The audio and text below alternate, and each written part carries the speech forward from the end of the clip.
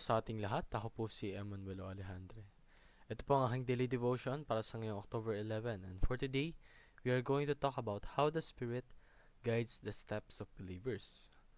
May kita po natin ito sa Galatians chapter 5 verse 16 na pinamagatang keep in step with the Spirit. Dito po nakapaloob na, but I say, walk by the Spirit, and you will not gratify the desires of the flesh. Sa Tagalog, subalit sinasabi ko, lumakad kayo ayon sa Espiritu, at huwag ninyong bigyang kasiyahan ng mga pagnanasa ng laman. So,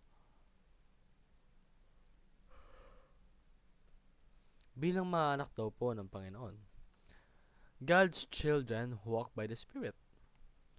Kumbaga, yung mga kilos po natin, yung mga tinatahak po natin sa buhay, tayo po ay nakasunod sa Espiritu.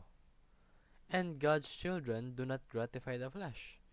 Ibig sabihin nito, hindi po natin ini-entertain or inuuna or pinaprioritize yung mga bagay na maaaring makapagpabigay sa atin ng satisfaction in the aspect of flesh, no? Kumbaga yung mga pagnanasa ng laman. And lastly po, God's children live a spirit-filled lifestyle. Ano bang meaning nito? Ito po yung lifestyle na kung saan pinapakita sa iyo ang nararapat na gawin.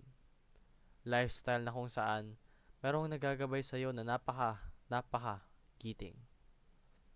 So, bilang nga pong God's children, keep in step with the Spirit. Sundan mo po yung Espiritu. Lumakad ka ayon sa mga galaw na sinasabi sa iyo ng Espiritu. Pag nagdedesisyon ka, kapag gumagawa ka ng mga bagay-bagay sa buhay mo, keep in mind that you should be aligned with the Spirit. And do not gratify the flesh. Hindi mo dapat gawing priority yung pagnanasa ng laman. Dahil kapag ginawa mong priority yun, you are bound to sin. And to not obey God faithfully, no? So, do not gratify the flesh. And lastly po, live the listen and obey lifestyle. Lalong-lalo na kung yung papakinggan mo at yung susundan mo is yung Panginoon. Kasi yung Panginoon, hindi kanya ililigaw. Hindi kanya bibigay ng masamang advice, masamang katuruan. Yung Panginoon, nandyan yan upang pagbutihin ka. So, listen and obey. Yun lang po ang aking daily devotion. Maraming salamat sa pakikinig.